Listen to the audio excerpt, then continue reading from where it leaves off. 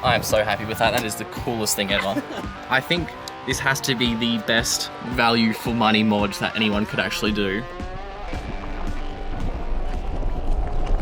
Have you ever wished that your old car had central locking? Because today I'm adding it to mine so that one day you can add it to yours. So let's go install it. So we've just got back from our shopping trip. We've got everything in our hands. And hold on, let me go get the keys. Awesome. It's this one, I think. There we are. Awesome. Lovely, door's unlocked, so now I can get in the car. But I gotta put some stuff in the back. All right, so I gotta come around the back. Okay, so it is locked. Jam the key in there. Come on. We're unlocked. There we go. Everything's in the back. So now we're good to go. Oh, do you want to come too? Okay, awesome. Let me just lean over here and pull that open. And then you can come on in. But what if I told you there was a solution to that? And it only cost you 20 bucks. Now this is a $20 universal keyless unlock system. So what does that mean? What do we actually get for this $20? Now, all the kits are pretty universal. Just go into eBay. I found it was cheaper than AliExpress somehow, and just look up keyless entry system or whatever. And there's two different types that you can get. And that depends whether your car already has central locking or if it doesn't. So, what's in this kit? Comes with the actual brain of the operation. This will receive the signals from the key and be told where to send power. And where does it send the power to? Well, you've got these guys here. These are the motor actuators for the central locking. So if your car already has central locking, then yours already has this, but mine doesn't, so I have this. So they are just a little up and down motor, and what we're gonna be doing is we're gonna be attaching the locking mechanism to this, so when you hit lock, it snaps shut, and when you hit unlock, it unlocks. It's so simple, I think. Hopefully it shouldn't be too different. Now, this kit came with 4. Don't ask why there's 3 in my hand. I might explain that later. Next up, we got the key himself. It comes with 2. Now these feel exceptionally terrible. Like the buttons, you have to push them half a kilometre inwards to be able to actually do it. And it's like plastic housing that weighs nothing, but I suppose that's good because you're carrying it around. But I hope it comes with the battery. Yeah, it does. And hopefully it serves its purpose. It's 20 bucks, mate. And then rounding things off, we've got the wiring to connect it all, and then just some metal connectors, screws, bolts, connecty boys, I don't know.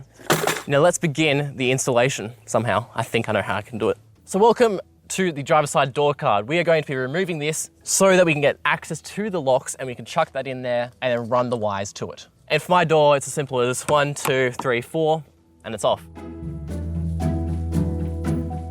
So now we have the fun part of ripping it off without breaking it. Now for this, you can spend money and use like a trim removal tool, or you can use a flathead and break it, which I don't mind if I break this because it might not be here for very much longer. Hint, hint, nudge, nudge to the next video. They're just clips that you pull in reef and pray you don't break. But I mean, 40-odd clips, plastic clips are gonna break, so. Awesome, and half the clips weren't even on anyway. Now, the bottom one you can also take off, but I know there is no extra access from down there. It's just metal.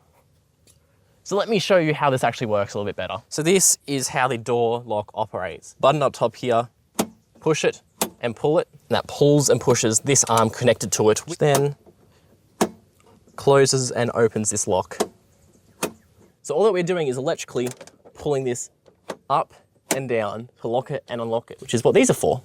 So this arm should sit in line and parallel to the cable that we are trying to pull. Some locks go this way, mine one goes up and down. So I want to stick line up and down so that when we attach it, so when it extends and compresses, pushing it and pulling it.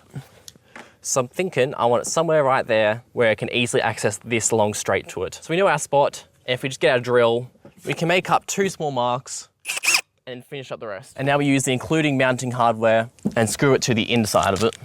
All right, so now that's screwed in and it's nice and flush with the outer side door. And now with these little clips, which joins the 2 rods together, make sure you pre-install the screws a little bit. It's much easier to do out here than it is in there. And that just goes on like that.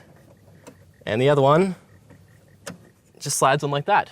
So I'm not sure if you can see, but both the rods are now attached by the center point, and we can stop them from moving independently by tightening up these screws. Stop moving. So now that we have everything tightened up, it should move together. And yes, it does. You can feel the extra weight. And you can see if I pull down here, it pulls down. Nice. So now let's move on. So what I'm gonna do to try and make any sense out of this, because there is quite a lot, is just gonna start connecting things. So, main board is connected. that was the easy part. Now, what the frick am I supposed to do with all this? Now, we all know the red cable goes to a 12 volt constant and it's already 10 amp fused. Fuck yeah, it means I don't have to fuse it myself. So now I'm just gonna go through and separate all of the colors that I'm looking for this motor actuator. Then I'm just gonna start jamming them in there because this is a mess. So I'm just trying to find the best way to feed the wires through the door. And this grommet I can access easily. Like that one I can get through and I can pull. But this other side, there's no real access point and I can't get to it up there. And there's nothing on the top here, which means we're gonna have to make our own access point. All right, so this is where I'm up to. Now, I'm definitely not an electrician. So I ran the wires through the holes that I've created and then I've connected them all up to the motor over there.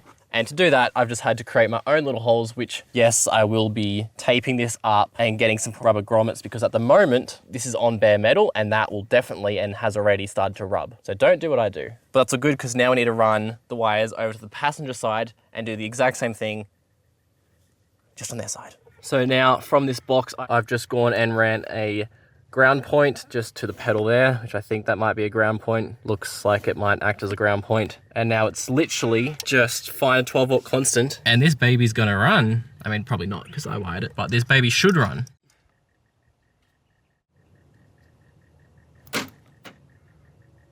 Ah!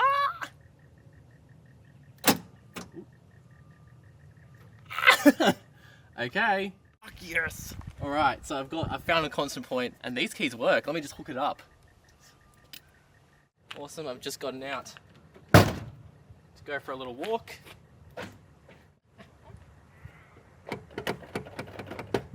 Oh, what a lovely walk that was. Let me just unlock my car. How sick is that?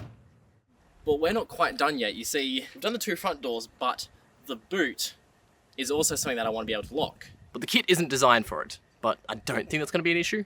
All right, surely it can't be that difficult, I don't think. I've got wires running down here from the central lock already. I've had to extend them as well as every other cable so far. And there already is a wiring loom that runs into the bottom of the tailgate to power the number plate lights. So I'm thinking I should just be able to run directly up through in there, and then I got to find out how I'm going to mount this. But let's take off these covers so I can have a look. Well, the best look I can. So I've just taken everything apart so I can get a better look into it, and I think I know what I'm gonna have to do. Now inside there is a lock, and that lock rotates up and down, which allows it to push onto the release button. So essentially what I need to do is have the motor in line here with the rod attached up like this, and attach this to the arm, so it should go in and out like that. But that's all in theory. I'm gonna see if this works. All right, so I've just finished up with an absolute shocker of a bracket. Let's see if I can show you this. So what I've got here is an old battery mount that I've screwed into the mounting points, and then I've done the dodgiest tack welds onto this bracket which came with it. Should be strong enough, it's not really doing anything. And now that's gonna allow me to mount it to the inside of the tailgate, because obviously I can't mount it to the outside or else there'll be random screws on the backside of my tailgate. So now let's go fit this in and it should be done. Everything's all tightened up now to my spec. So we're good to reassemble everything for, hopefully, the final time. And then we'll see how it all works together. Should be able to hit this button. Hopefully. Look at that! That is so cool. And now. And boom, we're in. I am so happy with that. That is the coolest thing ever.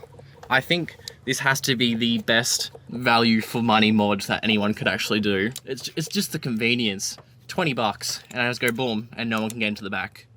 Like, you can't really beat that. I think I might finish this one up for the episode. I'm pretty happy with the results. It was also relatively simple and not that difficult to do. All you had to do was just extend the cables and then plug some things in. So it's definitely something that anyone can do at home. But look at this. Oh yeah, just all closed, ready to walk away. No one's getting in, including me. But hey, I'm back again. Ah, that's so cool.